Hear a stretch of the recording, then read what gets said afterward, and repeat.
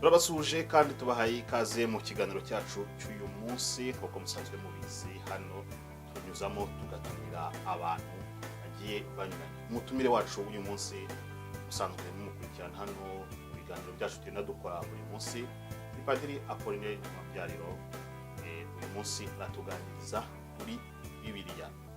Ikiganiro cy'uyu munsi ni ikiganiro gishishikaje cyane muri buze koza gukunda kuko twakusanije ibibazo byinshi mwibaza muri Bibiriya n'ibindi bibazo byose bigiye binyuranye. Kino kiganiro cyacu rero kirimo ibice bibiri, cyambere turuganire kuri Bibiriya, cya kabiri turuganire ku bibazo genda mwibaza muri buno buzima bw'ubu ngubu butoroshye na gatoya, nacyo gihe kandi abantu bakomeza kwegera Imana cyane, ariko bamwe hari ababikora mu bujiji, hari abandi babikora ubona bisobanukiwe.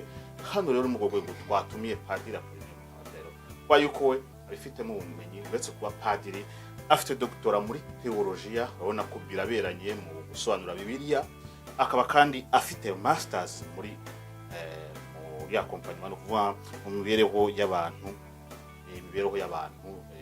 na roho. Tugarutse yo kuri Bibiriya. Bibiriya ni urwunge rw'inyandiko zifatwa nkaho ari ntagatifu, yaba mu Bayuda cyangwa mu Bakristo. Amatorero amwe namwe yagiye yongeramo ibitabo cyangwa inyandiko zayo bitewe n'imyemerere yabo. Bibiriya y'Abaheburayo yitwa Takna, igizwe n'ibitabo bitatu, harimo Toha, amategeko, hakabamo Nevin, abahanuzi, hakabamo kandi Tutoven, niba mbivuze neza, n'izindi nyandiko. Naho ku Bakristo bafite isezerano rya kera n'isezerano rishya. Bibiriya nk'uko nabivuze urwunge rw'inyandiko zinyuranye, inyandiko muri izo nyandiko hakaba harimo inyandiko z'amategeko, amateka, ubuhanuzi, ibisigo n'ibindi. Padiri Apollinaire, tuguhaye ikaze mu kiganiro cyacu. Murakoze cyane. Nkuko wabyumvishe mbivuga, mvuze muri makeya kuri Bibiriya, ariko weho nk'ubifitemo ubumenyi watubwira Bibiriya ni iki? Bibiriya muri Gatigisimo barasobanuraga ngo ni igitabo gitagatifu kirimo ijambo ry'Imana.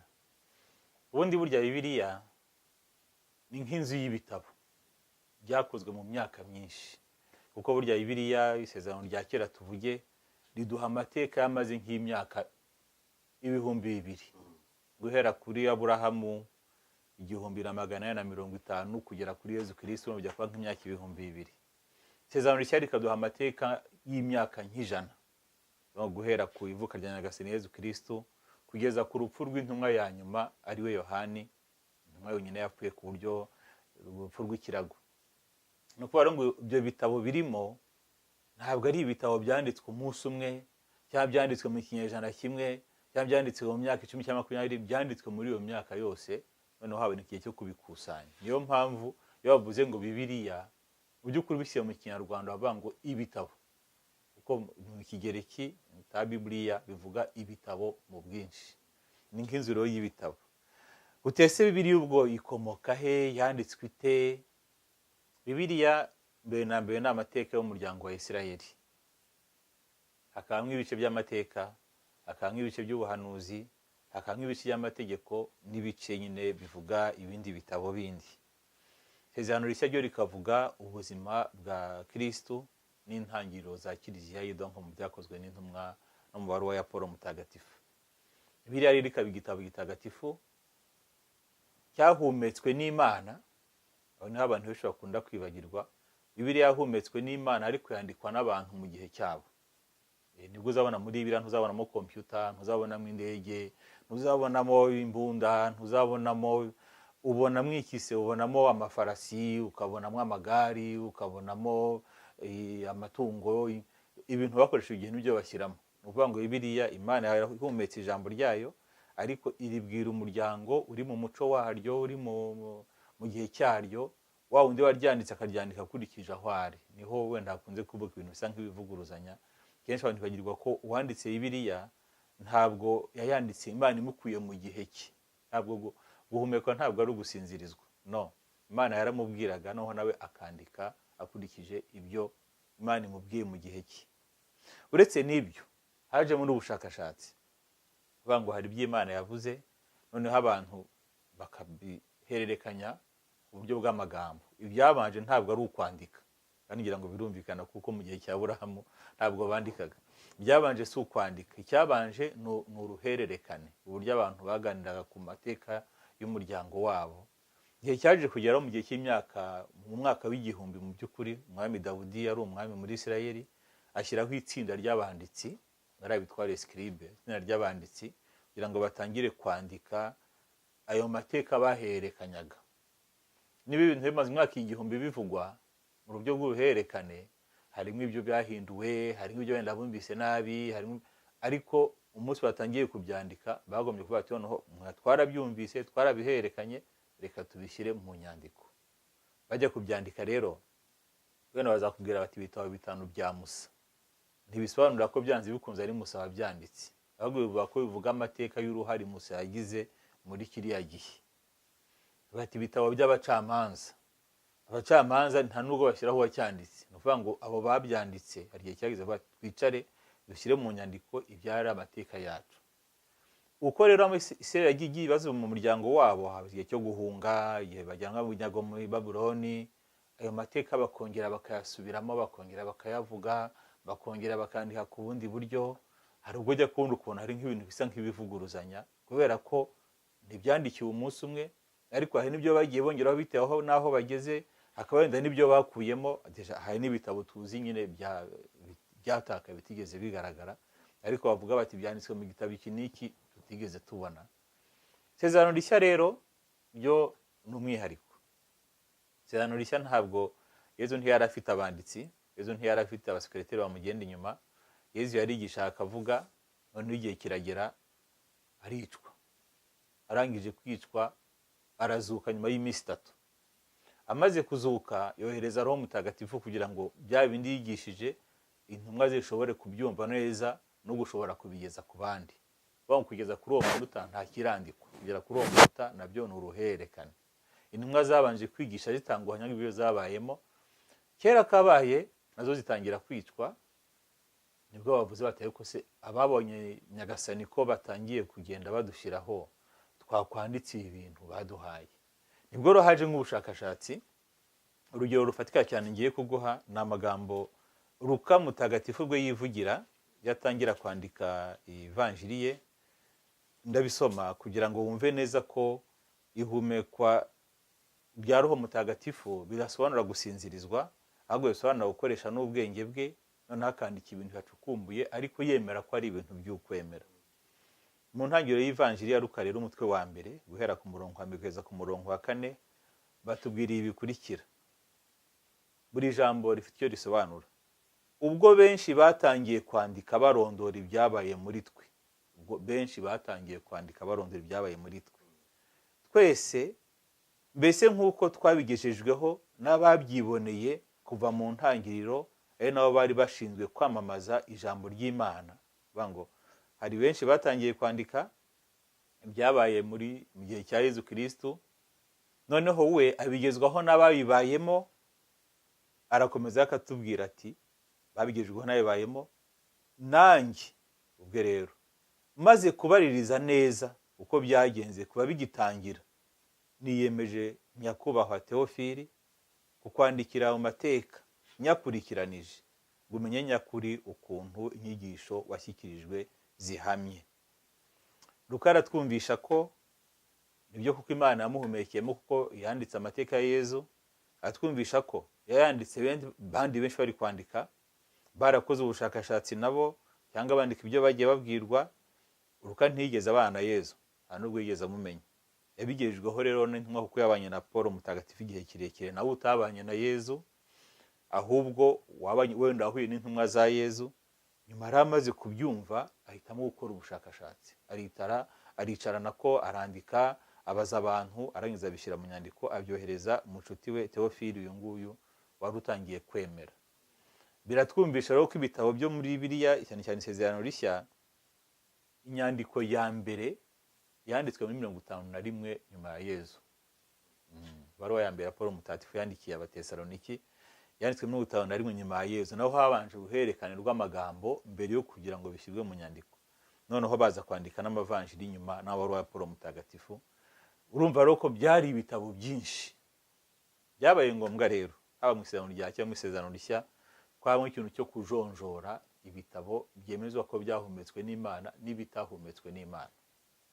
Iryo jonjora abayahudi barikoze muri 90 nyuma ya Yezu kugira ngo bajonjore ibitabo byahumetswe byabo byo mu isezerano rya kera, twebwe isezerano rya kera.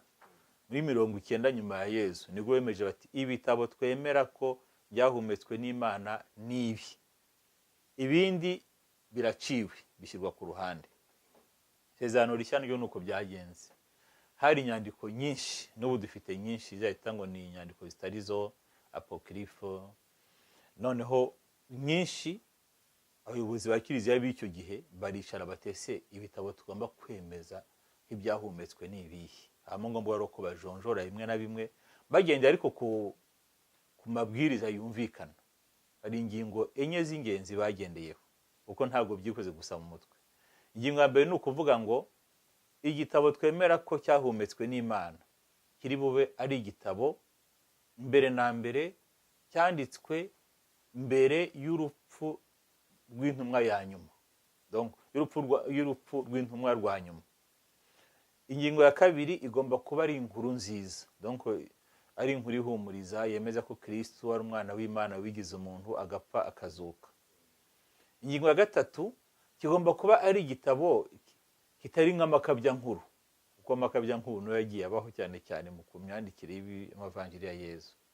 Ikindi gitabo, iyindi ngingo akanuvuga ngo ingingo kigomba kuba ari igitabo cya kera, donc cya kera muvuga ngo mu gihe cy'intumwa. Nyuma rero baza kwemeza ko ibyo bitabo bagiye kubicukumbura bakavanguramo byahumetswe n'Imana n'ibyo wenda abantu banditse kubera amarangamutima. Birumvikana ko muri iryo jonjora hari ibyasiwe ku ruhande wenda birimo inkuru nziza, ariko kubera izo ngingo bari biyemeje biba ngombwa ko hari ibikurwamo n'ibindi bigakomeza. Kiliziya rero muri make niyo yemeje ibitabo bigize Bibiriya. Noneho nyuma imaze kubyemeza ni nk'amategeko yose, iyo wemeje ikintu ko kibaye itegeko nawe kiba kikugenga. Ubwo rero ijambo ry'Imana ryemejwe na Kiliziya rigenga na Kiliziya kuko twemera ko Imana ariyo yakoresheje abo Kristo mu ntangiriro bemeje Bibiriya, kuko bemera ko bayobowe na Roho Mutagatifu nabo nyine mu kubyemeza. Nyuma yo kutubwira padiri, nyuma yo atubwira Bibiriya icyari cyo, reka dutangire ku itangiriro. Hari ibintu tugenda tubonamo abantu benshi usanga baburana. Duhere ku gitabo rwose kitangiraho ngo Imana irema Adamu na Eva bakarya imbuto. Abana bavuga ngo si imbuto yariye. Usanga harimo ibintu bimeze nk'umugani. Ese mu bintu byose biri muri Bibiliya twavuga yuko ari ibintu byabaye cyangwa wenda bishaka kuvuga ikintu? Igitabo cy'intangiriro kigizwe n'ibice bibiri. Guhera ku gice cya mbere, donc guhera ku mutwe wa mbere kugeza ku murongo wa 11, wabyita ko atari amateka, ni ibitekerezo. Ndaza gusobanura impamvu by'isi ibitekerezo. Guhera ku murongo wa 12 kugeza ku murongo ku mutwe wa 12 kugeza ku mutwe wa 50, noneho ni amateka, ariko bitari amateka mu uko tuyumva ubu ngubu ngo hari umwanditsi wo mu mateka wagiye kwandika. Ni amateka y'imyemerere y'ubwoko bwa Isirayeli. Ku kimbuze rero ku gice cya mbere, imitwe 11 ya mbere ari ibitekerezo. Ibibazo byinshi rero bivuka kuri kiriya gice cya mbere, aho batubwira bati Imana yaremye ite, ese icyaha cyaturutse he, ububabare buva he, ese kuki abantu dupfa, ese kuki abantu baruha, ese kuki umugore byarababaye, ibintu nk'ibyo ngibyo. Mu by'ukuri icyo gice cya mbere gishaka gutanga ibisubizo kuri ibyo bibazo by'ibanze abantu bose ku isi bibaza. N'uyu munsi wa none turakibaza tutese kuki umuntu abahe, kuki umuntu ababara, kuki umuntu apfa, kuki abantu bangana, kuki abantu bicana. Ibyo bibazo twibaza hari uburyo abantu bashatse guha igisubizo noneho ku buryo bw'iyobokamana. Navuga rero ko no mu muco wa Kinyarwanda ibyo bibazo barabyibajije. Ngira ngo ayo mateka nyine hari ibyo wenda wumvise, ariko nk'imwe inkuru imwe numvise iravuga iti Imana imaze kurema abantu bose n'ibintu byose yashatse guha umuntu ubudapfa, mu gushaka kumuha ubudapfa igirana isezerano nawe avuga ati iri joro ntusinzire kugeza mu gitondo, noneho isaha nshakira ndaza kuguha iryo sezerano. Ariko Imana imuha iryo sezerano, inzoka nayo yumva. Inzoka rero yumvise umuntu igihe kiza kugera agatotsi karamutwara. Ariko mbere Imana yazi kavuga yewe muntu, umuntu akavuga ati karamenya gasani akiri maso, ahamariye gusinzirira, noneho inzoka aba ariyo yitaba mu mwanya we. We yitabye rero Imana ubudapfa ibwihera inzoka, bati niyo mpamvu inzoka ijya yiyuburura ariko umuntu we agapfa. Iyo ni imwe mu nkuru.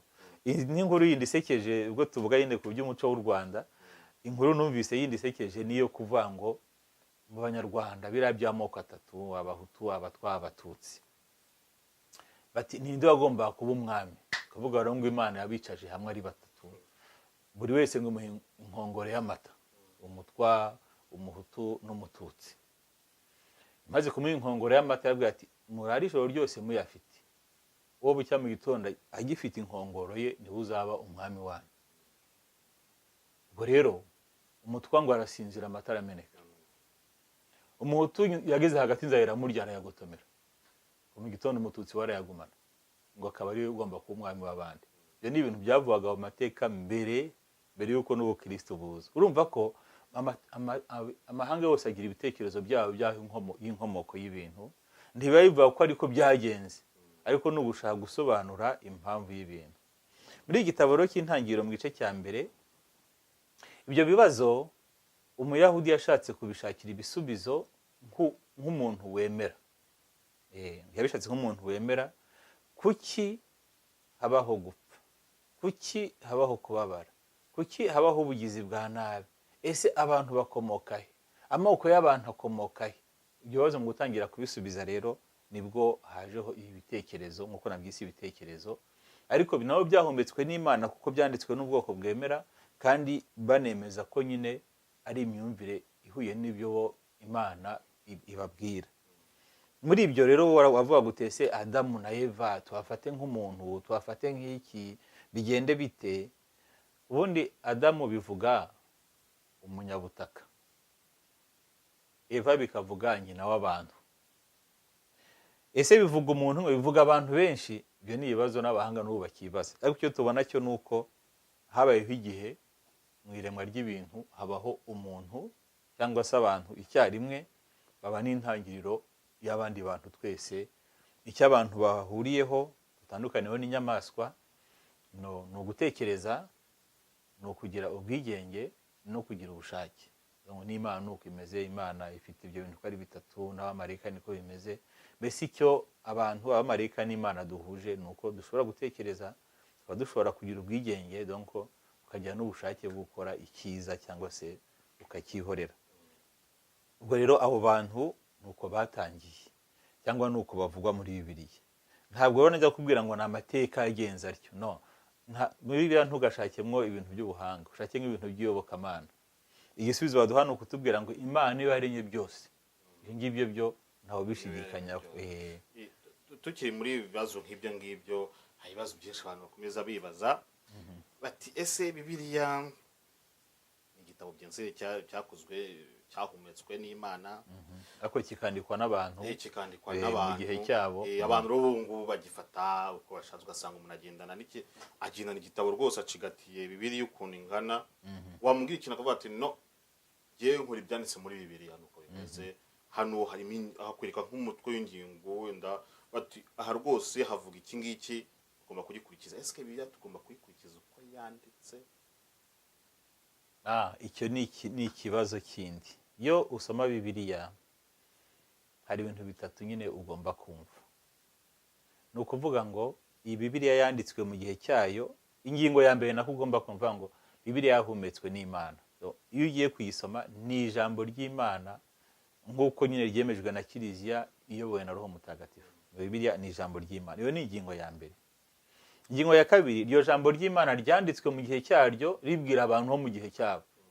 Bararyumvaga icyo gihe nk'uko nyine natwe turyumva. Ingingo ya gatatu ni ukuvuga ngo uyu munsi wa none ngewe Imana irambwira iki.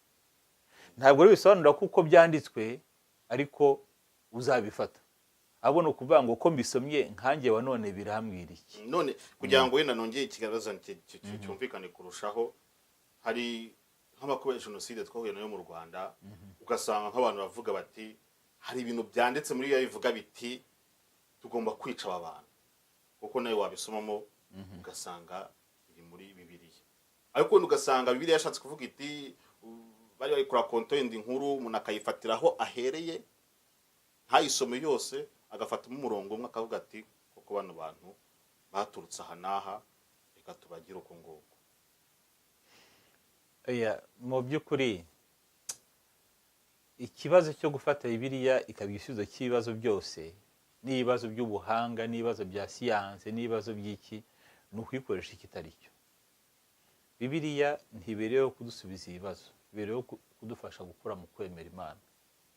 Noneho rero niba umuntu afashe ijambo ry'Imana agasoma ngo kandi uko byanditswe nyine mu gitabo cya Yozuwe bavuga bati ngeyeho ubwo naho mfite n'urugero rufatika nzi umupasiteri w'iwacu umupentekote kandi umuntu mwiza umuntu utagiye mu bwicanyi nka wubwe ariko umuntu ngo warayasenga ijoro ryose ngo mu gitondo yumva Imana imubwira ati soma aha ngo arasoma igitabo nyine icyo cya Yozuwe ahanditswe atabagomba kwicwa bameze barya aragenda ajya kubyigisha ati nanjye nabisomye aho yaje gufungirwa jenoside kandi koko yamaze kubyigisha nyine wenda benshi barabyemera basohoka babigiyemo nyuma yaje kwicuza avuga ati ngewe ya Bibiriya yaranyobeje ntabwo yamuyobeje Bibiriya ngo ni inkota y'amugi abiri ni ukumenya guhuza ayo mugi yombi iyo ufashe ubugi bumwe burakwangiza nyine uvuga ngo Bibiriya nayo magambo ushobora kumva ushobora kugenda ukabona hari irivuguruza ikiba kibuzemo ni ikihe rero ni ukubihuza n'igihe byandikiwe.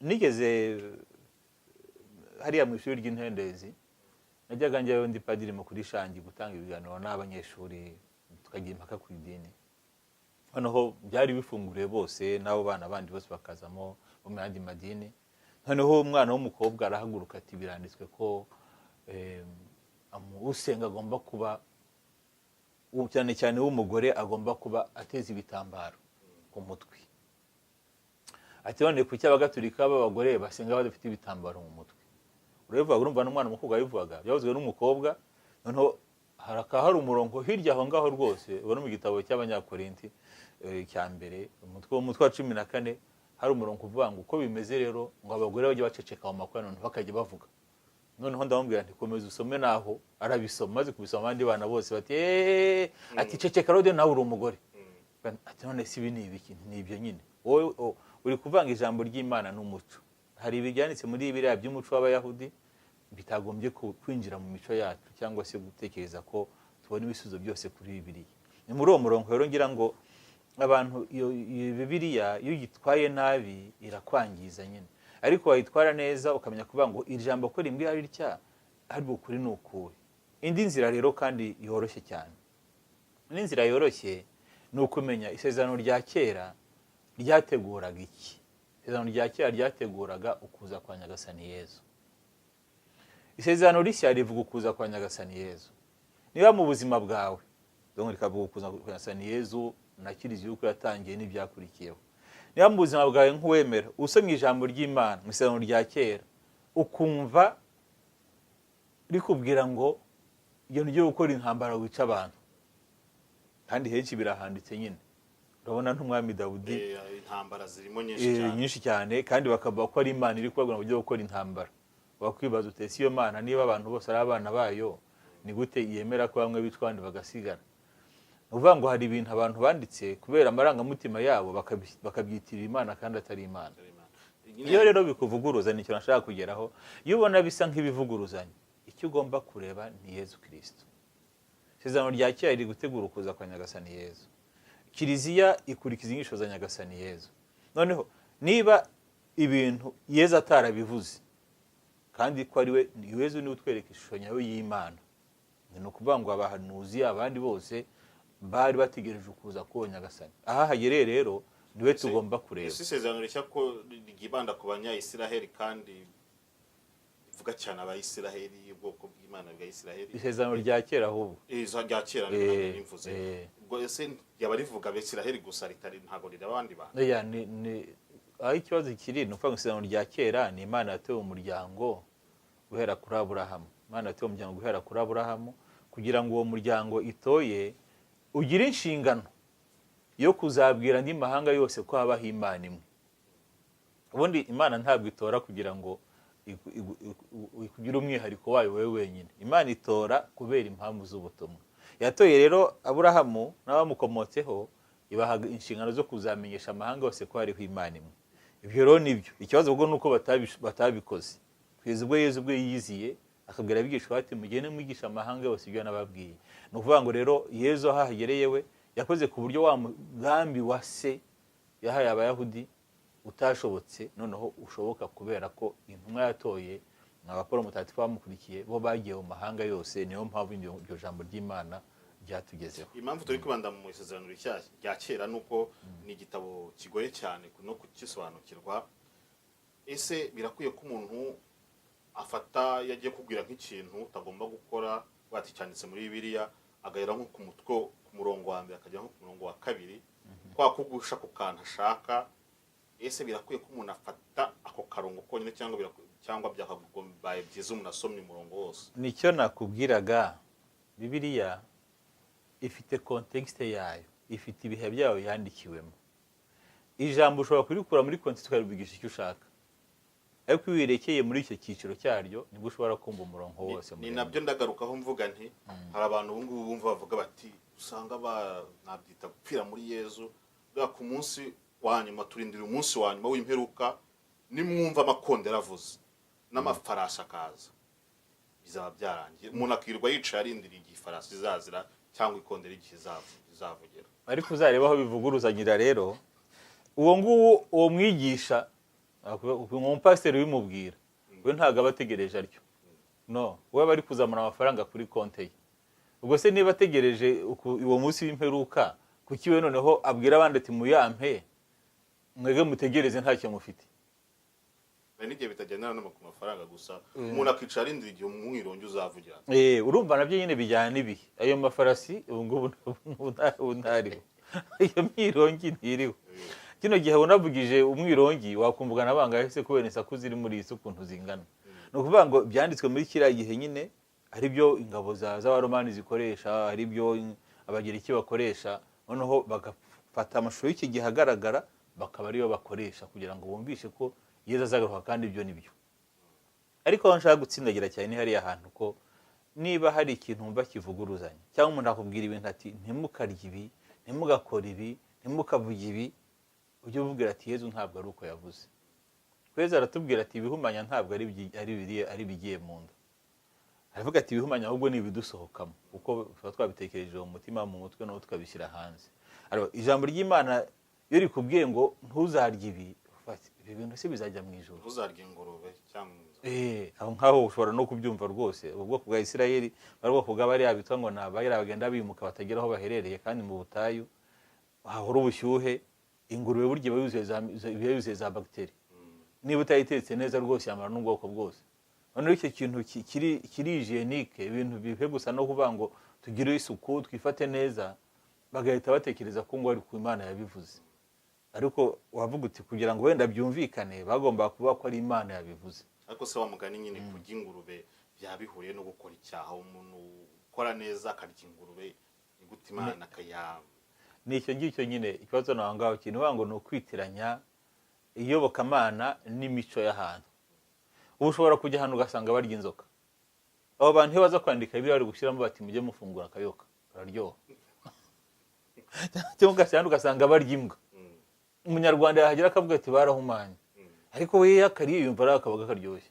Ni ukuvuga ngo niba dushaka gutandukanya ijambo ry'Imana n'ibindi twagombye kuba tuti noneho iki tugomba kudufasha kumva ukwemeranya. Reka Paul mutagatifu afite ahantu atubwira kuko mu kuyoborwa na Roho ikibazo kiri mu buryo tuyoborwa na Roho. Mu kuyoborwa na Roho iyo udakoze ku buryo umenya ikibanze akenshi cyane ugeraho ukabivanga.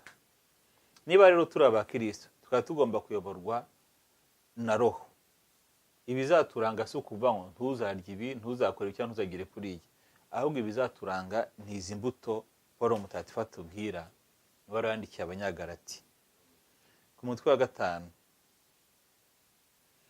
umurongo wa 22 aratubwira ngo imbuto za roho ni urukundo, ibyishimo, amahoro, kwihangana, ubugwaneza, ubuntu, ubudahemuka, imico myiza, kumenya kwifata. Nta tegeko ribuza imigire ngiyo. Noneho rero ntuzabona umuntu uba ko ari umuntu w'Imana cyangwa ari umuyobokamana cyangwa ari umuntu wigisha iby'Imana adafite urukundo, akabura nk'ibyishimo, ntatange amahoro, ntagire ukwihangana, ntagire ubugwaneza, akaba nta buntu yigirira, akaba ari umuntu w'umuhemu, akagira imico idasobanutse, ntamenye kwifata mu bintu binyuranye, uvuga uti uyu nguyu n'ubwenge rero avuga buri gihe ngo haleluya amen, ntabwo ari umuntu w'Imana. Reka twongere dufata akaruhuko gatoya twongera tugaruke mu kanya. Ubu katuze kwisezerano rishya ryo. Harimo ibitabo nk'igitabo ngiye nkunda kureba gusoma cyane ni ibyahishuwe, byanditswe na Yohani, byahishuwe na Yohani mu kimwe cyangwa byanditswe na Yohani ari mu Patmos, ukuntu yafunzwe akajya kwerekerwa hariya, rimwe na rimwe ukibaza ati ese Mana kuki wamfungiye hano. Harimo ibintu byinshi cyane. Ese ibyahishuwe mu by'ukuri watubwira muri makeya cya gitabo ko kucyumva? Igitabo cy'ibyahishuwe buriya nabikubwiye nti Bibiriya yose ni inkuru nziza, by'umwihariko isezerano rishya. Kuvuga ngo isezerano rishya ritubwira ubuzima bwa Yesu n'intangiriro za Kiliziya, rinatubwira n'ibitotezo intumwa za mbere zahuye nabyo. Igitabo cy'ibyahishuwe rero ntabwo ari igitabo cyanditswe cyo kuzahishura ibizaza.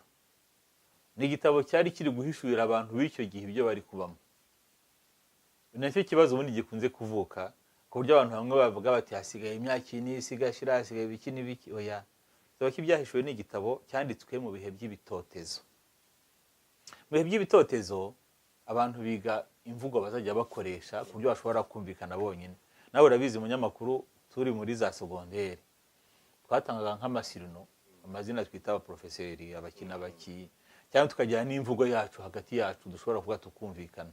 N'urubyiruko rw'uyu munsi iyo ruvuze ngiye ntari icyo ndakuramo, kandi ruri kuvuga igifaransa ko bafite imvugo yabo bakoresha. Iyo mvugo bakoresha niko twafata ibyahishuwe. Ibyahishuwe ni ukuvuga ngo buriya apocalypse nk'uko babyita ni ugukuraho umwenda, nka kwa kundi umugeni aba yambaye noneho ukamukuraho umwenda ubumuhishuriye isi. Wowe rero ugomba kwinjira muri iyo myumvire.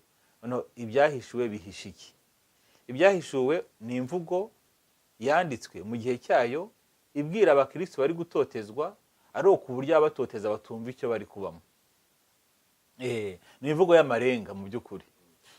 Impamvu nza n'icyo gitabo navuze ku bindi nuko muri kino gihe cyangwa mu gihe cyashize nawe urabizi twagiye twumva ngo umubare inyamaswa 366 ngo iyo nyamaswa izaza. Abantu benshi bavuga ati hari amakarita azaza, utazaba yifite ntazarya, kandi byose ugasanga bari kubisoma koko muri iyo Bibiriya mu byahishuwe ko batumvikana. Hariya ni umva kanya nsobanure biriya by'imibare. Ubwo ikibazo kirimo ndavuga yene ko ari imvugo ugomba guhishura. Ni imvugo kode, ni imvugo yumvikanwa n'abantu babiziranyeho. Muri byahishuwe no muri Bibiriya muri rusange imibare ifite ikisobanura. Umubare rimwe uvuga Imana, ariko na gatatu kakavuga Imana. Kane kavuga ibyaremwe byose, donc amajyaruguru, amajyepfo, iburasirazuba n'uburengerazuba. Karindwi kakavuga icyuzuye, ikintu cyuzuye, ikintu gitagatifu, ikintu kiboneye. 10 bikavuga nyine amategeko y'Imana. 12 bikavuga abana 12 ba Yakobo, no kuvuga umuryango wa Isirayeli, bikanavuga intumwa 12 mu isezerano rishya. Ubwo ndaza kugera kuri ya mibare wavugaga. 1000 bigasobanura ibintu udashobora kubara. ndabona hari abavuga n'abanyarwanda bavuga ibihumbi n'ibihumbagiza ibihumbi n'ibihumbagiza donc ndashobora kubara. Hari abavuga rero ngo abacunguwe ngo ni ibihumbi 144 bagatangira bakabara. Aho numvise ngo nibo ngo no kubera ko ari bo ngo batangiye nyuma y'abandi, noneho ukagira ngo abandi bose bariho guhera kuri Petero bose bagiye mu muriro. No kutumva akamaro k'imibare. Ubwo nvuga ngo uwo mubare ibihumbi 144 ni ibihumbi 12 isezerano rya kera, 12 isezerano rishya ubikubye bizana ibihumbi 144. Noneho rero gatandatu navuze ko karindwi bivuga icyuzuye, ikiboneye, ikintu gitagatifu. Gatandatu bivuga ikituzuye. Ka gatandatu kaje gatatu. Niba ari ibituzuye gatatu biravuguruza Imana, biri haropoze y'Imana. Imana ni gatatu.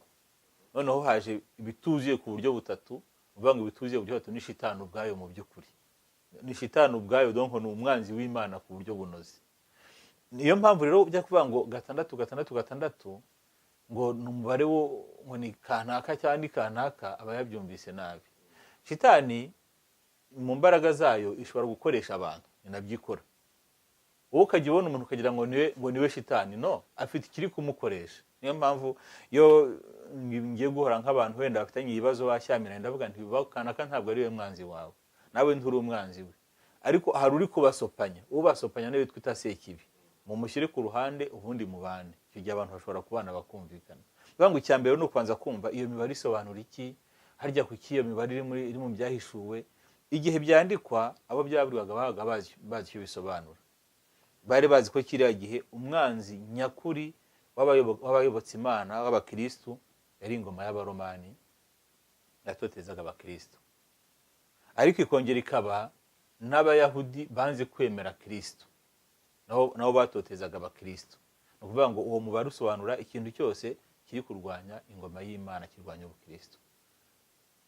Ese Bibiriya ntabwo yakagombye kongera kwandikwa kugira ngo igendane n'ibihe tugezemo? Oya, ntabwo ushobora kongera kwandikwa n'ibihe tugezemo. Ahubwo no kuva mu ntangiriro yandikwa, Bibiriya yagombaga ugomba kuyumva uko nabikubwiye. Hari uburyo yanditswe bita ngo ni literale, abantu bamwe babisoma nyine uko byanditse bakabyumva uko byanditse, akenshi nyine birabatanisha. Ariko hari ugusoma ibyanditswe ukumva n'icyo bishaka kukubwira. Guhera mu ntangiriro, guhera Bibiriya yandikwa, guhera cyane isezerano rishya ryandikwa, hari ugusoma ikintu ukavuga uti icyo kimbwira ubu ni kiriya. None yaba ariyo mpamvu Bibiriya mu ntangiriro yari yanditswe Baromani, yari yanditswe mu rurimi rw'ikigereki niba ntibeshye. Mu kigereki n'ikilatini, ariko mbere na mbere cyane n'igihe kwangwa yuko bayihindura. Ese byaba bifitanye isano n'ibyo bintu byenda byo kugira abantu bayisoma aribo bayisobanukiwe, itasomwa n'umuntu wari wese? Ntabwo naba ko ariyo mpamvu, kuko Bibiriya ubundi icyo gihe no mu ntangiriro ntabwo rwari ururimi rumwe gusa. Mu ntangiriro nk'ubu muri kiliziya, Bibiriya za kera cyane dufite zanditswe mu kirimi cy'igisiriyake. Igisiriyake cyegereye ururimi rwa Yezu rw'Ikiyahudi, ariko ntabwo ari ururimi rwa Yezu mu by'ukuri. Ni ukuvuga ngo hariho n'izindi ndimi Bibiriya zari zanditsemo. Ariko ikibazo aho kiri ni cyo nakubwiraga ngo ni kiliziya yagennye ibitabo byahumetswe n'Imana. Niba rero yabigennye rero, ni nayo ishobora kubisobanura ku buryo buri nyabwo. Ikibazo rero cyavutse ni ikihe? Ni uko buri wese yumva agomba kubisobanura uko abonye, akabitwara uko ashaka. Ibyo ngibyo nkibivuga mu gihe gishize twumvisha umupasiteri wagiye kuri radio avuga yuko muri Bibiriya handitse yuko umugore ari uwo kwirindwa. Ariko we nyuma aza kubisobanura avuga yuko muri Bibiriya umugore avuga itorero. Iya kiganiro nayo ngira ngo waracyumvishe, ihe commentaire yawe washira? Ya commentaire ya mbere ni imwe navuze kare, ubwira nti Bibiriya yanditswe mu gihe cyayo, ukaba ugomba kuyumva bitewe n'igihe nawe urimo, ukayiha indi sansa ariko yewe na Roho Mutagatifu, ariko udahinduye ibyanditswe. Icyo ni icya mbere. Ikindi cya kabiri, ngiye natekereje kuri uriya mupasiteri afite ibikomere bye hamwe n'abagore, kuko ntabwo ushobora kuvanga abagore bose nabo kwirindwa kandi yarabyawe n'umugore. Na Yezu ubwe yarabyawe n'umugore. Ariko waravuga ko ari itorero atari umugore yashaka. Ariko hariya nyine ukuntu abivuga, ntabwo wajya kuvuga ngo ni itorero yavugaga, yabivuze wenda muri interpretation babisobanura. Icyumvikana cyo ni ikihe rero? Nuko itorero cyangwa kiliziya rigeranywa n'umugeni wa Kristo. Naho Kristo na Pawulo mutagatifu n'utubwira ati Kristo yirambagirije kiliziya ye, arayikunda kandi yifuza ko namwe abagabo n'abagore mukunda abagore banyu nk'uko Kristo akunda kiliziya ye. Ariko kubyumva nyine ni ishusho ntabwo wajya kuvuga ngo ngorane uvuga ngo Kristo ngo ni umugabo wa kiliziya ye ariko ku buryo bwa roho. Iyo rero bifasha ukabishyira mu buryo bwa kamere bitanga nyine biriya wumvise. Ikibazo naho ngaho kiri. Hari n'indi mirongo Bibiriya tugaruke nko ku kintu cyo kunywa inzoga. Hari umugabo ngiye nabonye wigisha afite acigatiye rwose n'icupa rya Primus, sinzi niba warigeze umubona. Avuga rwose ko kunywa byeri nta kibazo, no Bibiriya ivuga. Aho gasanga abandi bavuga bati kunywa byeri, kunywa alcohol ntago byemewe. Ngarutse kuri ngo unywa Primus, hari n'abandi nabo badefend bavuga yuko no muri Bibiriya byanditsemo yuko Yezu yatubuye umuvinyo ubukwe bw'ikana. Divai. Ese ibyo bintu ibyo ntabwo ari byo. Ega tugaruke ku byo twavuze mbere. Ntabwo ibyo bintu byose by'ibiribwa n'ibinyobwa bizajya mu ijuru. Niba ari idini rishingiye ku biribwa n'ibinyobwa, ntabwo riba rifite inyigisho z'umwimerere. Ariko inzoga iyo inyweye ari nyinshi gukoresha ibi. Niho nshaka kujya, no kuvuga ngo no kurya. Urabona ko muri ibi bihugu turimo abenshi bicwa no kurya ibiryo byinshi nabi. Donc abana ukubona umwana afite imyaka 8 bamara gukora afite nka 40 kubera kurya ibintu bibira bya fast food, none ukubona umuntu biramwishe. Nuvuga ngo ikintu cyose kije mu gukabya kijya habi. Ariko ntiwajya kuvuga ngo Yesu yatanze kugira ngo abantu basinde. Undi sijya ni inzoga yatanze. Ni inzoga. None se divayi si inzoga nyene. Iyo rwose iyo vanjiri ya Yohana umutwe wa 2 atubura ubukwe bw'ikana. Yesu atubura ahindura amazi divayi. Divayi ubwo ntitwavuga ko ari umutobe. None se kwandika umutobe byari binaniranye kujya kwandika divayi. Oya reka nkumvigire ikibazo kiraho ngaho ngira ngo ni n'ubujiji. Nko kubwira nk'umutaliyani ngo Yesu yatubuye amazi ayagira umutobe, yaguseka cyane. Kuko mu Butaliyani kimwe no muri Isirayeli aho uciye imizabibu uyisanga ahantu hose. Iyo ugiye muri Isirayeli rwose imizabibu uyisanga ahantu hose. Divayi uyisanga ahantu hose. Nuvuga ngo ni ikinyobwa gisanzwe. Nuko mu Kinyarwanda cyo bamurasanga ahantu hose hari urwagwa. Ntibashobora gukora ubukwe butari mu inzoga. Buba bwapfubye, iyo nivuga Kinyarwanda. None na Yesu rero ntiyashobora gutubura amazi ngo ayahindura umutobe. Bari kwandika ngo Yesu yafashe amazi ayahindura umutobe w'imizabibu. No, yafashe amazi ayahindura divayi. Kubera iki rero? Kubera ko yari yagiye mu bukwe. Muri ubwo bukwe divayi iri mu bitera ibyishimo. Ariko nyine nk'ibindi byose. Kandi ngo yaje iryoshye kurusha ya mbere. Cyane nyine. Niba ari divayi, niba ari umutobe nuvuga ngo wari urimo isukari kurusha wa mbere. Oya nta uribaza nawe rero. No nta nubwo abantu bavuga ko biryoshye. Avuga ati ahubwo yatwishyura duha amasuka. Ariko yari akadivayi gahiye. Nyine kaba karyoshye nyine kuruta za zindi za mbere. Ngiye nawe mu gihugu cyo mu Butaliyani aho ugera muri restaurant, iyo wicaye muri restaurant ntago bakuzanira amazi, bakuzanira ikirahuri cya divayi yo mu rugo. Noneho wakushakira divayi ihenze uguma kugura ugatanga amafaranga yawe, ariko nibura cyambe nuvuga ngo Yesu rero ntabwo. Ikindi rero urabona ko nabwe bamwitango Yesu ngo ni umusinzi, ngo akaba n'igisahiranda, akaba n'umukunzi w'abanyabyaha. Nuvuga ngo na Yesu ka divayi yaragafataga. Yohani Batista niwe bavuga ngo ati ngewe byose ndabyirinze, ariko we yari afite umugambi. Imana yaramuhamagaye ati we uzagende ujye wiyiriza bibaba usibe kubera ko utegereje kuza kwa Nyagasani. Yesu aratubwira ati no, iyo kumwe n'umukwe ntabwo ushobora gusiba, ndi kumwe n'abanjye. Noneho rero bakuvuga ngo udaye n'umusinzi, n'umuntu bari kuba ko ari umusinzi kandi ari umutobanywa, nuko bari bazi ko yifatira kuri ka divayi. Ibintu byose rero ikigomba kwirinda no gukabya, ariko tureke gushingira iyobokamana ku biribwa no ku binyobwa. Tugarutse mu isezerano rishya turareba ukuntu babatizaga abantu. Bajyaga mu mazi menshi bagucurikamo kakuvanamo.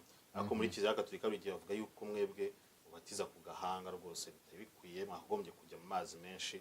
Niyo mpamvu n'abantu bagiye mu matorero mashyashya, iyo bagiye mu matorero mashya nabo babashira mu mazi menshi. Ese ibyo bintu twavuga ko nabyo biduhanye na wa muco wo muri Isiraheli cyangwa ibyo bintu? Uko nabikubwiraga nyine ikibazo ngiye kiri mu myumvire y'izuka. Ukwemera ko abakristo gufatira kuri Kristo wazutse.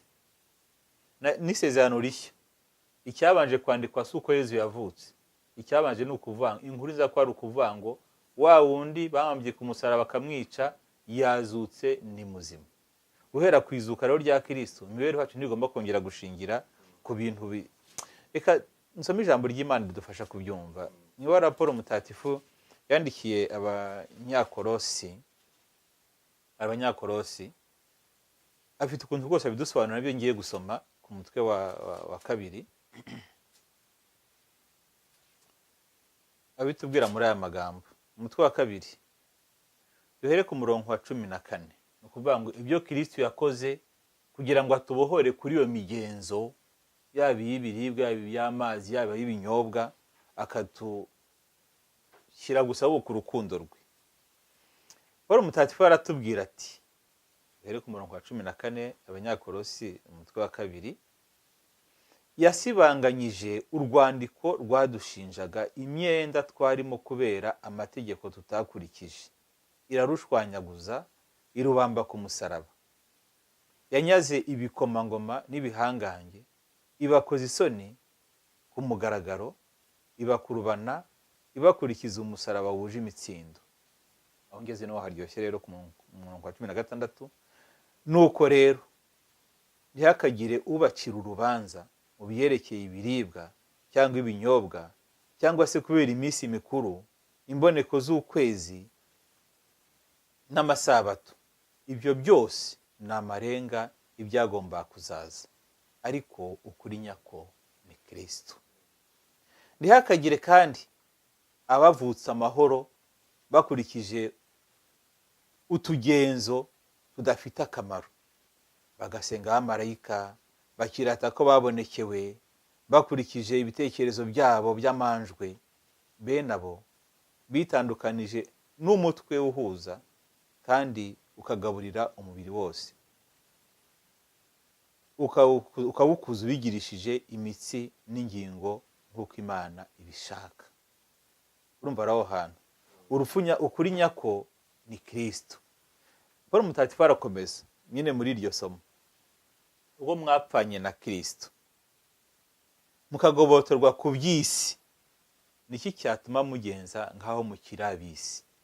Mwakurikiza bene iyi miziro ngo wifata iki, cyangwa ntusomeho, cyangwa ntukoreho, kandi ibyo byose bizashira mukibikoresha. Ngaya amategeko n'inyigisho z'abantu, koko ibyo byose wagira ngo birimo ubwenge, cyangwa ngo bigamije gushimisha Imana mu kwicisha bugufi no kwigomwa, nyamara nta kamaro bifite na gato ko gucubya irari ry'umubiri. Urumva aya ni amagambo akomeye. Nuvuga ngo iki none kubera ko ngiye bimbabaza kutumva izuka rya Kristo bituma dusubira mu tugenzo tutari ngombwa. Ariko amaze kumva ko Kristo yazutse akaducungura, no wamara kumwemera ukagomba kugira ibimenyetso bigaragaza ko wamwemeye. Ntabwo ari ikibazo cya quantité cyangwa nuvuga ngo ubwinshi cyangwa ubuke, ahubwo ni ikibazo. None abapasiteri bayivuga, tuvuge yuko dushimangiye ku byo leta y'u Rwanda yavuze, twavuga yuko abantu bakora amatorero bakagombye kubyigira, bakagira ubumenyi muri ibyo bintu, aho kugira ngo urumva harimo kujijisha abakristo. Kubyigira byese nabitsimbaraho cyane, kubera ko no muri kiliziya yacu hari abatagatifu benshi bavuguriye kiliziya atari uko bize cyane, ahubwo ari uko baretse roho y'Imana akabayobora. Fate nk'urugero rwa Francisco wasizi ntabwo yigeze aminuza, ariko Imana yaramubwiye ati we ndifuza ko ujya kwigisha abantu ko ngende Kristo w'umukene, ko nkeneye abakene muri kiliziya yanjye. Bitangira bityo. Mutatifu gataye na wisiyena ntiyazi gusoma no kwandika, ariko yandikishaga amabaruwa akayohereza papa, umubwiye ati ngewe Imana yambwiye ko ari uko bigomba kugenda. None abantu babikora twavuga ko ari ku nyungu zabo cyane harimo ibintu by'inyungu. Erega iyobokamana, hari umuntu yigeze ambwira ngo muri kiliziya umuntu abonamo icyo ashakamo. Iyobokamana rero ushobora kurikoresha cyane mu bihugu nka biriya bihugu byacu byagiye bihurana n'ibibazo byinshi by'intambara, jenoside, amahungabana, ubuhunzi, imfungwa, inzara, ubukene.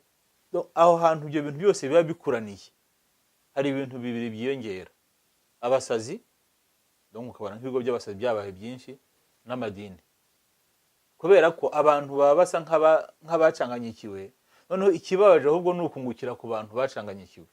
Bagombye kubona umuntu bahumuriza, wowe ugahitamo kugenda ubungukiraho kugira ngo wenda ubonere abayoboke bawe. Kubifunga nawe ubona ari wo muti? Kubifunga ntabwo ari wo muti, ahubwo umuti ni ukureba ukuntu dushobora kwigisha abantu bagashobora gusobanukirwa.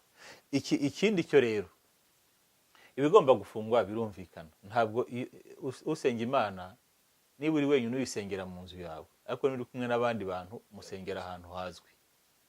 Noneho ikibazo rero kiri kuvuka ni ukubona buri wese mu cyumba cye ngo ryabaye itorero, bajya mu gitondo n'ingo yabaye pasiteri, bajya mu gitondo inzu bose. Noneho igihobokamana cyangwa n'ibya bibiri muri biravuga ko ku munsi wa nyuma hazabaho amatorero menshi.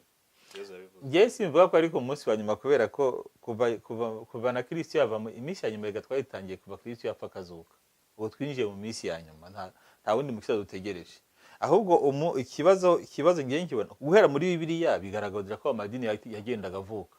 Ikiriza nkubwira imaze imyaka 2000, habayeho igihe cyinshi cyane habaho amadini menshi akavuka agapfa, amwe agatangira ndakazima. Ibyo ni ibintu bisanzwe, Kiliziya Gatolika igakomeza. Ahubwo ikibazo kiri nyine muri iyo situation, uburyo abantu baba bameze, uburyo abantu baba barimo. Ntabwo ibintu nk'ibyo by'amadini birabye iwacu waza kubizana muri Canada ngo bikunde.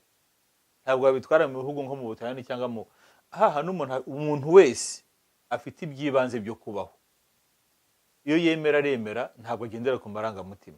Ikibazo rero nuko ahantu hari ibibazo byinshi, amarangamutima ariyongera n'abantu bayungukiraho bakaboneka.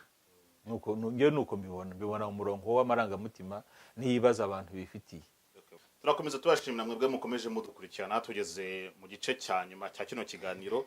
Ibintu byo kuvuga kuri Bibiriya byari byinshi, wenda umunsi umwe tuzongera dutumire padiri nanone aza tuganirire. Kandi namwe aho mudukurikirana mushobora kwandika munsi mugashira commentaire turandika, ushobora no kuzazima wenda twakora ikindi kiganiro kihariye. Padiri, hari igice cya nyuma ni ikibazo ni by'abantu bagiye batwohereza, abakunzi bacu badukurikirana. Ndahera ku kibazo cya mbere. Nari umuntu ashaka kuvuga mu izina, afite ikibazo cy'umubyeyi we, afite umubyeyi ukuze, yari kwibaza ese umuntu ukuze cyane ushaje yagiranwa nk'umwana mutoya nawe ashaka kuzajya mu ijuru. Impamvu ibyo bivuga nuko umubyeyi we yamye ari umuntu usenga kuva kera, ajya mu misa, yarabatijwe, yahawe amasakramentu yose, ariko mu gihe cyo gusaza yagiye ku bapfumu, kandi tuzi ko ubupfumu butemewe, budafatwa neza muri Kiliziya. None uwo muntu twavuga yuko ibintu byose uburyo yasenze, uburyo imyitwarire ye twabikuba na zero. Icyo ni ikibazo cyiza ariko kinakomeye gusubiza, kuko ntabwo wafata umuntu mukuru nk'umwana, ariko ni ukuvuga ko umuntu agenda ajya imbere mu myaka nako ubwenge bwe bugenda bugabanuka. Ariko ngiye mbishyira mu wundi umurongo wo kubabara. Imibabaro, kubabara ku buryo bw'umubiri, kubabara ku buryo bw'imibereho, bishobora gutuma umuntu ajarajara kubera ko wenda adafite n'abantu bamuri hafi bamukikije bamufasha. Icyo rero umuntu namuvandimwe namubwira, ntabwo yatekereza ngo kubera ko nyina ngo ajya mu bapfumu ngo buriya ngo azajya mu muriro n'ibiki. Ntabwo ari twe tubigena, n'Imana ibigena. Icyo ahubwo inshingano twe tuba dufite ni ugusaba yangabire yo gupfa neza, ku buryo igihe gishobora kugera uwo mubyeyi wakagaruka. Ngiye guha urugero rwanjye bwite. Ngeze mu mwaka wa teolojiya nako niga mu Nyakibanda muri Grand Seminaire, ngeze mu mwaka wa teolojiya ngiye guhabwa ubudiyakoni, mama yararwaye. Amaze kurwara, abandi babyeyi bo ku murenge baramubwira bati wowe barakuroze, kandi icyo baguhora nta kindi, wabyaye abana b'abazungu. None wacu nyine bavuga ngo ufite umwana wize, bavuga ngo ni umuzungu. Bati wowe ntabwo umugabo wazabyemera ko umugabo wawe ni umukuru w'inama, umuhungu wawe mukuru mukashe ntazabyemera, n'undi ukurikiye wagiye kuba padiri, reka twe tukujyana mu bapfumu gahoro gahoro. Noneho icyo gihe bamutwara mu bapfumu. Mukuru wanjye arantelefona, ndi mu Nyakibanda, telefone zitari zaho, hari telefone zira zo mu biro. Itaba telefone avuga ati mama yagiye mu bapfumu mu Bugarama, n'ubu ngubu ntiyari.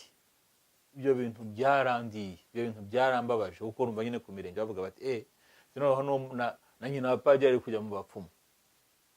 Igihe birandya mara amajoro ndasinziriye, n'ubu ntajya no gusa nk'urwara ubwanjye. Nyuma njya mu iterano ryo gusenga, hari umubyeyi w'umubikira, ndamwibuka none ndamubwira nti ariko mfite ikibazo ngiye mu nsabire, mubwira ko situation imeze. Arambwira ati ariko se wowe witekereza ko ibyo mama wawe arimo Imana itabizi? Irabizi. Utekereza se ko biriya bigeragezo muri gucamo Imana itabizi? Imana irabizi. Arambwira tumva rero, bifate nk'ibigeragezo.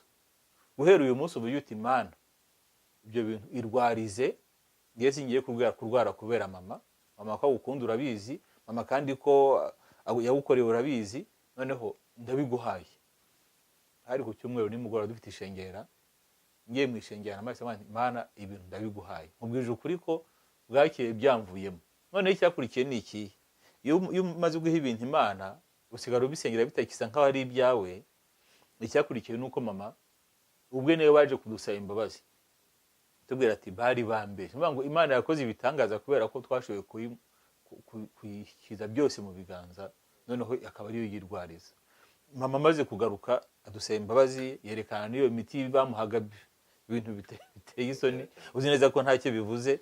Ariko urumva ko ntabwo byahinduwe nuko twe twahangayitse, byahinduwe nuko twumvise ko ari ibigeragezo Imana dushyizemo ngere ukuntu tuyemera, noneho kugira ngo tubitsinde byabaye ngombwa ko tubyegurira Imana, ahasigaye Imana. None se nk'uwo mukristo nk'utudolari ashaka kohereza kandi azi yuko natwereza nyina aratujyana muri ubwo pfumu, habamo ifatanyacyaha? Nta fatanyacyaha ririmo. Icyambere nashaka kuvuga nuko ikintu agomba gukora mbere na mbere ni ukubiha Imana, akumva ko Imana izi umubyeyi we kandi iramukunda kurusha nuko wamukunda. Ikindi cya kabiri ni ugusenga afatanyije n'abandi, bagasaba ko uwo mubyeyi we Imana iha imbaraga zo kugaruka. Gufasha umubyeyi ni inshingano zacu, ahubwo atamufashe cyaba ari ikibazo. Ariko ni ukureba ese ayo mafaranga nshobora kuyanyuza ku wundi muntu wenda akamuha icyo akeneye. Urabona nka hano muri igihugu turimo, guha amafaranga abantu bari banywa imogi na biriya biyobyabwenge bindi birabujijwe. Icyo ukora ahubwo ushobora kumuha icyo arya. Hari uburyo rero ushobora kumwohereza amafaranga ukacisha ku wundi muntu akamenya icyo akeneye akakimuha, aho kugira ngo wenda nyine ayajyane mu bapfumu. Ese twavuga ko hari umuriro buri ubaho? Umuriro utazimubaho.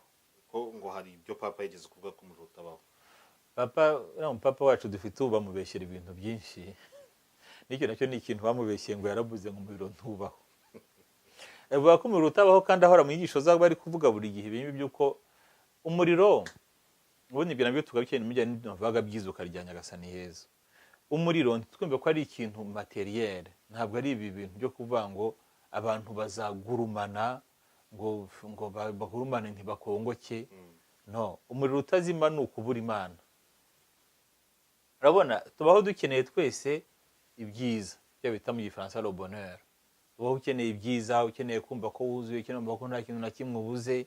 Noneho wajya n'ibyo ubonye ukabona bidahagije, urabibona uravuga uti nkeneye gukora ngahembwa 1000 ukakibona, ukabona abaye make 5000 akaba make, kubona ubuzima bwose uguti by'ukuri wishimiye n'indi. Noneho ubwo uwo munezero uzagerwaho ryari? Uzagerwaho nitugera mu Mana. Iryo ni ryo juru. Ijuru ni ukubana n'Imana, kuba hamwe na Kristo. Umuriro rero utazima ni ukubura Imana. Nuvuga ngo ni ukuba mu buzima butagira Imana, ubuzima butagira iherezo kandi utazigera nimwe wumva ko wujuje. Ibyo birumvikana. Benshi muri kino gihe bavuga ko Eglise Katolika isinziriye, bamwe usanga bajya mu madini y'inzaduka, twakita inzaduka kuko nyine yadutse. Ariko hari bamwe bavamo bakagaruka wenda gufata amasakramentu muri Katolike, bakongera bagasubira handi kwa ngo aribo bigisha neza imizindaro n'ikindi bigishamo. Ese ibyo birakwiye? Icyo ni ikindi kibazo cyo kwifata iyobokamana ukarihuza n'amarangamutima, les sentiments. Iyo iyobokamana rihuye n'amarangamutima nta nimwe ushobora kunyurwa. Niyo mpamvu ujya kubona ukuntu umuntu azotse muri Kiliziya Gatolika uno munsi agiye gusengera muri bariya, hashira umwaka umwe akabona aho bidahagije akajya mu bandi, nyuma akajya mu bandi, nyuma akajya mu bandi.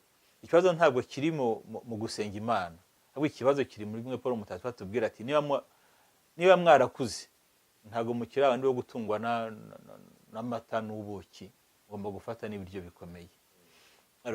Iyo rero umuntu atarenze amarangamutima mu iyobokamana, nibwo ahora ashakisha ibyo bishyushye, kandi no mu rukundo niko bimera. Kuyoboka Imana ni kimwe n'urukundo. Uribaza umugabo n'umugore mbere y'uko bashyingiranwa baba ari abafiyanse, uburyo baba bakundanye, uburyo biba bimeze, batangira kubana hakavuka ikibazo akavuga ati ubwo havutse ibibazo ubu ngubu ndagutaye ngiye gushaka n'ubundi bushyuhe nk'ubwo bundi bwa dufite ndabafiyanse, ese wazarangiriza wahora ugenda. Ikibazo rero niyo mijarajarire yo mu mutwe. Begera aho nkanabyumva. Ni ukuvuga ngo niba bahisemo kuvuga ngo nabatizwe muri Kiliziya Gatolika, ngiye kubatirizwa mu rundi rusengero, ariko nzajya nza muri Kiliziya Gatolika wenda kubera ko nkunda Bikira Mariya, wenda kubera ko nkunda amasakaramentu, igitambo cya misa. Oya, urabivanze. Kuko niba wahakanye batisimu yawe wahawe, mu by'ukuri nta rwagombye kugaruka hahandi, keretse uvuze uti noneho nabonye ko biranagiyemo ari ibigurumana bidafasha, ari nk'umuriro w'amashara, noneho ndagarutse ngiye kwishyura. Yagarutse nabwo arabivuga. Tugarutse kuri Papa Francis, ngo hari aho yavuze yuko ngo aho kugira ngo wubake urugo rusenyuke, byakabaye byiza ubaye muri concubinage mukabanza mukigana mariage kaza nyuma. Ese ibyo nuko ko byabaye? Oya, ntabwo avuga concubinage. Aravuga ngo mugire igihe cya fiançailles. Kandi ibyo nibyo. Nuvuga ngo igihe cyo kubanza kumenyana, ariko zo kumenyana so kujya kubana mu nzu imwe mutarahawe isezerano. Ukumenyana nanjye ubwanjye iyo mpuye n'abageni, bibazo mbaza ndabaza ngo mumaze imyaka ingahe muri abafiyanse.